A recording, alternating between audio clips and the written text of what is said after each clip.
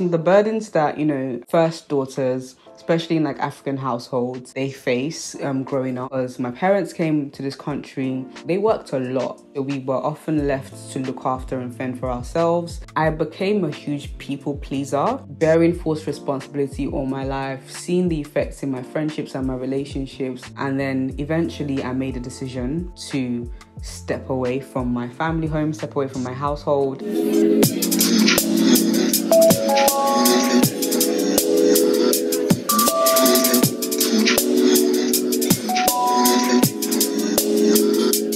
Hi guys, welcome to Mochunkstv and welcome to another installment of Chit Chat with Mo. Let me get comfy actually.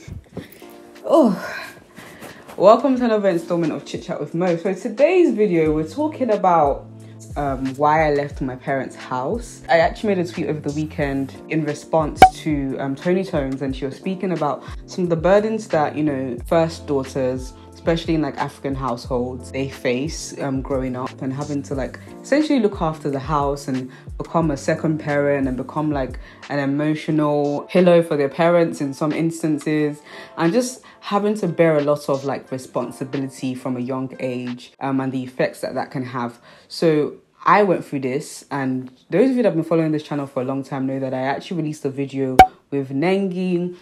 We both spoke about being quote unquote on daughter moms, I would call it. So whilst being a daughter, I was also a mother in my house. And this was a lot for, as you can imagine, a teenager to go through. And then carrying all that responsibility, even whilst I was away in uni as well, always being worried about what's happening. Will it all fall apart without me? And then eventually I made a decision to step away from my family home, step away from my household. And part of that decision to leave actually was rooted in, I wanted to be around creatives like myself. So I used to live in an area called Sussex. It was away from work. At the time, I just started my media business, and I would have to travel a lot into London. I would have to carry a lot of equipment, come back home really late. Sometimes the buses wouldn't be running anymore. I'd have to spend extra money on like cab. It was a really stressful period in my life trying to transition or trying to get to that stage where my business was running. I was starting to speak at events. A lot of my work was in London and I was living outside of London. So apart from, the burden of when I grew up, I think post-uni it was less so. Or maybe I just gotten used to it and I didn't feel the burden as much. But definitely before uni and even in uni was, like I said, very scary for me leaving my family to fend for themselves. And I know that sounds really dramatic, but those were really legit the feelings. I would get a phone call from home and I just immediately I'd answer and say what happened. I used to be a bit of a peacemaker in my house as well. I'd be scared of, has something happened, has an argument ensued, as something like, I'll just be like, literally, what's happened? And sometimes I'll just be like, I'm calling to say hi, like, are you okay? But it just kind of shows the levels of anxiety that can develop in somebody that's had to take on so much responsibility, not just for themselves, not just for the household, but for other people as well, for their siblings. Like, I definitely helped to raise my siblings, and I would say the same for my brother as well. Perhaps he was like the father figure in the house and I was like the mother figure, because my parents came to this country, and irrespective of whatever qualifications they had from like Nigeria, they had to start from the bottom up, basically get new skills, get new jobs, and they worked a lot. So we were often left to look after and fend for ourselves. When I was in primary school, for example, and you guys who might, watch the vlogs, follow me on social media, you guys know that there is a particular sibling that I'm very fond of, and that's Sophie. And that's because the bond that we shared when she was a lot younger was very strong, in a sense of I used to literally like look after this girl, like she was like my daughter. I remember in primary school, like the teacher knew the arrangement, like so much so that I wouldn't get told off for coming late in the mornings, because she knew that I would first have to go and drop my sister off, wait for her to get into her class, and then come to my class. So it's kind of like I look after her and then look after myself. And one of the most telling moments of when it was like, this girl, you're doing too much. I remember my auntie came around one time. The washing machine had broken down, and nobody asked me, nobody forced me to do it, but I just took it on as my responsibility, because it's like, okay, I do this, I do everything else anyway. I look after the family in other ways anyway. So I hand washed the whole family's like laundry, and a family of 6, you can imagine that was a lot. I hand washed it, spread it all. There was still a lot, but I was going through it little by little. And my auntie was kind of like, you know, when someone just looks at you and they feel sorry for you and they're just like, Mo, like, I'm so sorry that you're going through this. But it's like, at the time I was just like, this is just, it's just my responsibility. But of course, it wasn't my responsibility. Circumstances and situations made it my responsibility, but it's never a daughter's responsibility to be a mother at the same time as well. And I know that a lot of like, you know, especially for immigrant parents, like I said, my parents come in here having to work long hours. I'm sure it was never their intention to place so much weight on their children's shoulders. But I think sometimes we all just kind of suck it up. But of course, even with sucking it up and enduring things, there are some consequences, there are some effects in your psyche. And you guys know I spoke about, you know, Black women are tired of being strong. I believe 2 weeks ago in Chit Chat with Mo. And I was explaining some things about, you know, just because somebody carries something so well doesn't mean it's not heavy. And for me, like, I carried it so well, but I didn't realize the burden until, you know, I began to see some behavioral traits in myself. And I think the biggest one for me is that I became somebody that, number one, I carried a lot of masculine energy around.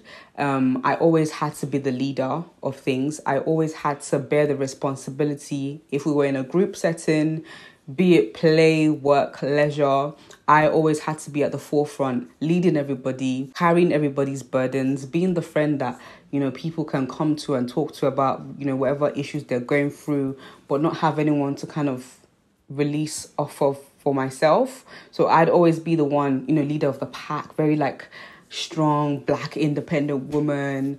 I saw that a lot in my friendships, in my relationships. I wasn't like vulnerable enough with people. I'd always carry this strong burden because obviously at home, I had to be strong. I had to be strong for my siblings. I had to endure a lot. I had to put them first before me. I mean, the other biggest thing that, you know, as a result of, you know, I mentioned your psyche and how it can be affected is that I became a huge people pleaser. There's several layers to that, but I believe it was in my household that I learned how to be a people pleaser, because years of putting your siblings first before yourself. And as a parent, that's what you're meant to do, but not as a child. Do you understand? So it is a responsibility for someone, but it wasn't my responsibility to put my siblings first. Sometimes even my parents first, for my own self, before my physical needs, before my emotional needs. As I'm speaking now, I'm remembering when my blazer was like ripped, and like I was the kind of child that I wouldn't want to bother my parents, even though it was their responsibility to look after me. I'd be walking around with it, and, you know, just to ask them for a new blazer was a lot for me, because it's kind of like, oh, I've assumed for them, oh, they don't have the money right now, they don't have the time for me right now. So I became a huge people pleaser in a sense of I'd make decisions for people, irrespective of my own needs and the things that I wanted and the things that I desired.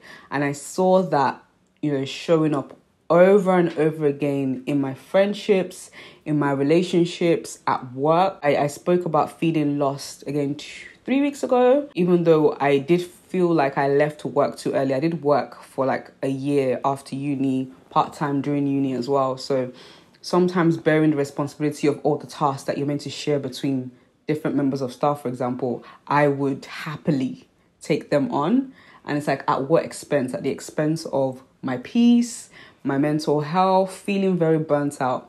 If you're a people pleaser or a people pleaser in recovery, you understand the stress of feeling burnt out from trying to please everybody. And something I came to realize as I healed from, you know, stepping away from my parents' house is you cannot please everybody. You can only be yourself. And those who choose to love you will love you regardless. When I said there's different layers to this, there's another layer of like abandonment issues there. Sometimes you people please because you're used to it, number one, but you're also scared of people leaving you. That's also very common, or that can be common with kids who, for example, their parents weren't around all the time. So they did so many tasks around the house. They did all these things, you know, kind of like, look at me, look at what I've done, you know, trying to get attention from their parents. But of course, we know that people love who they love. And that's not to say that, my parents never loved me, never showered me with care. Of course, they loved, and adored me and taught me and brought me up in the best way possible that they can. But when I saw some of those effects in my personal life, I was like, okay. It made the decision to move to London a lot easier. Let me just put it that way. I remember just coming back from uni and feeling very choked in my own house. When we were all younger, we even used to share one massive room, me and my siblings. And then when I got older, it was kind of like we'd outgrown that kind of setup. Yeah, I was feeling very choked in my house, wasn't happy, bearing forced responsibility all my life, seeing the effects in my friendships and my relationships. And I was just like, I need to break free. And I think the biggest thing, again, that made me make my decision is that, okay, so one day I do want to settle down, be married, have kids, look after my babies. I don't want to have another daughter mom where my child feels like she has to look after her siblings. But the thing is, I thought about that and I realized if I go straight from my family home to my marital home, I would have never lived for myself. And that was my biggest revelation, in a sense of carrying all this forced responsibility for so long, living so selflessly for so long. If I was to jump straight into a marriage, if I was to jump straight into having children, there would have been no in-between of, live for yourself, make decisions for yourself, look after yourself, live selfishly for a season. There would have been no gap. It would have been straight going from one responsibility to another responsibility, where false responsibility, my actual responsibility, it would have just felt like being burdened my entire life. So I was like, okay, right, I need to make a decision and step away.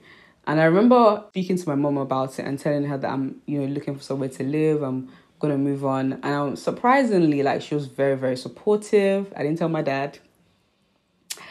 My dad found out this year actually, and that was because obviously Corona happened.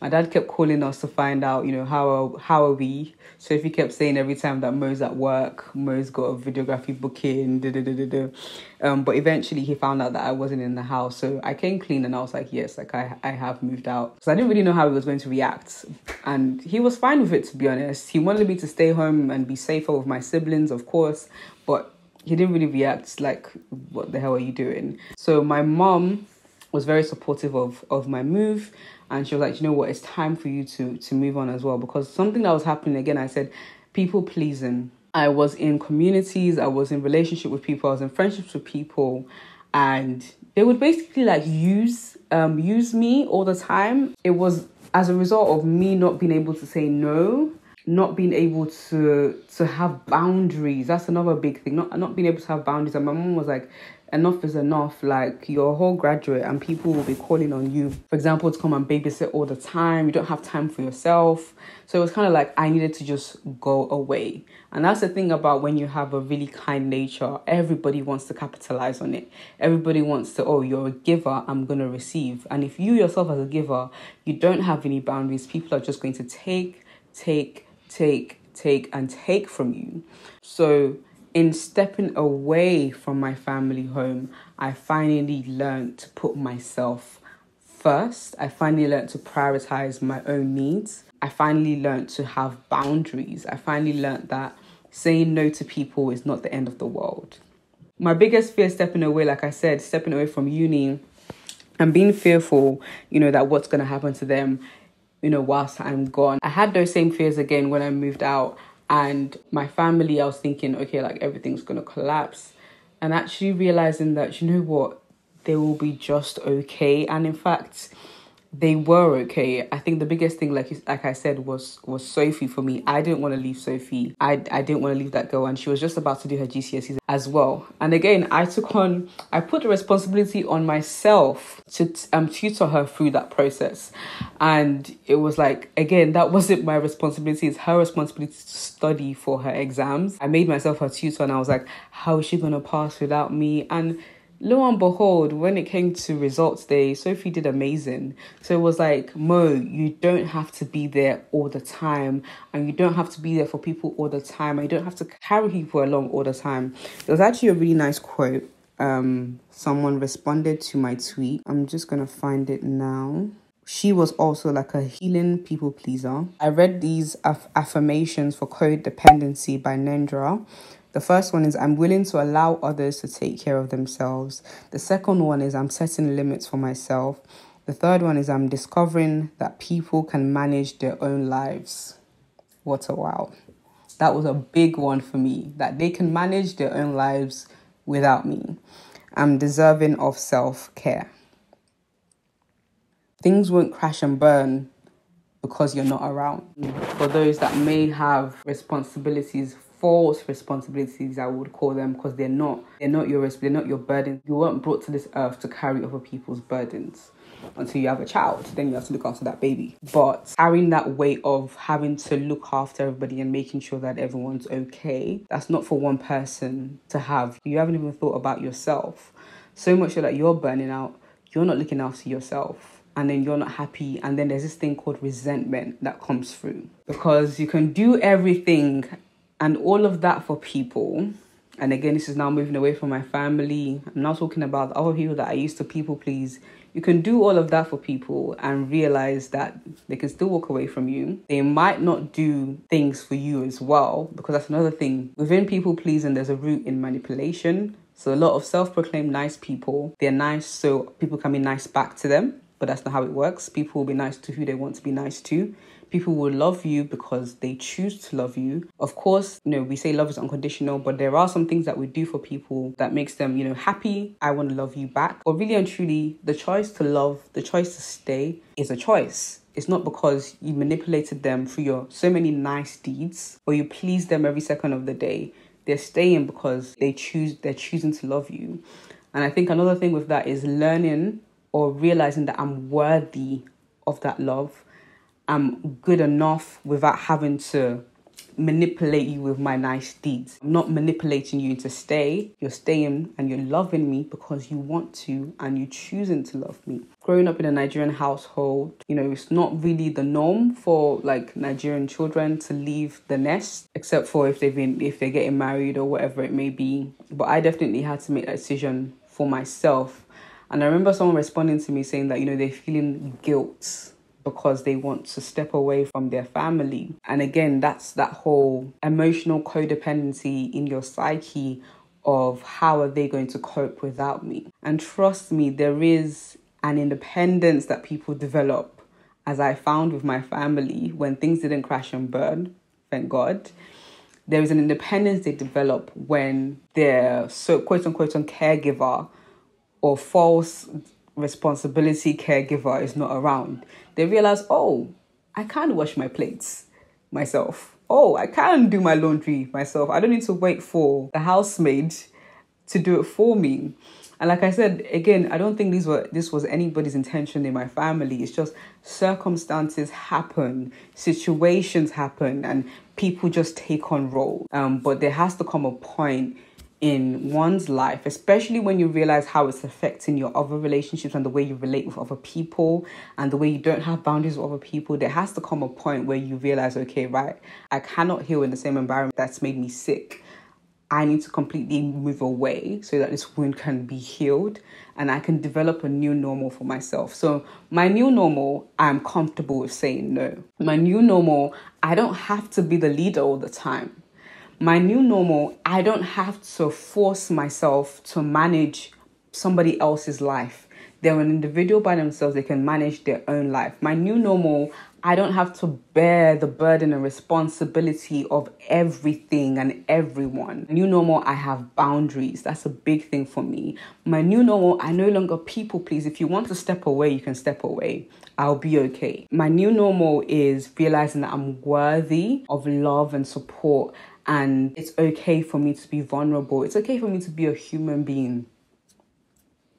And I actually remember maybe 4 months into my move, my mom noticed so many changes in me that she was so happy, and she was happy that she supported me through the process. My siblings or, you know, come and tell me, Mo, you're so different. We like this new Mo. And it's kind of like you have to sometimes go through an uncomfortable process that you yourself, your emotions, you're not happy with, so you can actually experience the fullness of joy. Even the people that sometimes didn't want to let you go because of the attachments they have to you, because of the things you do for them. I remember actually when I was ready to move, a lot of people were telling me the reasons I should stay, but they were actually selfish reasons and because of selfish gain, because of the things that I did for them. And again, that reinforced why I needed to leave. So yeah, those were my biggest revelations. And that's literally why I stepped away from my family home. It wasn't because it was toxic. Well, definitions of toxic can vary. Nobody was bullying me. Nobody was oppressing me. But there was a lot of responsibility on my shoulders from when I was very young that I carried on into my adulthood, and it affected the way I related with other people. And now I'm a lot happier, guys. And I actually now feel ready. Like I was saying about the next phase of my life, getting married, having children. I feel comfortable taking my own actual responsibility because I've had this phase in my life now, or I'm having this phase in my life now where I'm living for myself. So you guys let me know what you think in the comment section down below. My question to you guys is, would you leave your parents' house to grab some independence, to break away from people pleasing, if it took leaving an environment, a particular environment, so you can break free from behaviors and toxic routines, so you can grow into the person, the individual that you were made to be? Would you move on? Would you stay because of the responsibilities that you have and the fear of and the guilt of I'm leaving them to manage themselves? Would you work up the bravery to walk away and heal and become so much better as a result? What are some of the things that you have also done if you are a recovering people pleaser to get away from such behaviors? What are some of the things that you've had to tell yourself whilst you grow and heal? And that's all I really have for you guys in terms of Chit Chat with Mo. Make sure you like this if you liked it. Do share it with your friends. Comment below on the things I spoke about and subscribe to this channel for more. Until next time, guys, peace and love. Peace and chunks.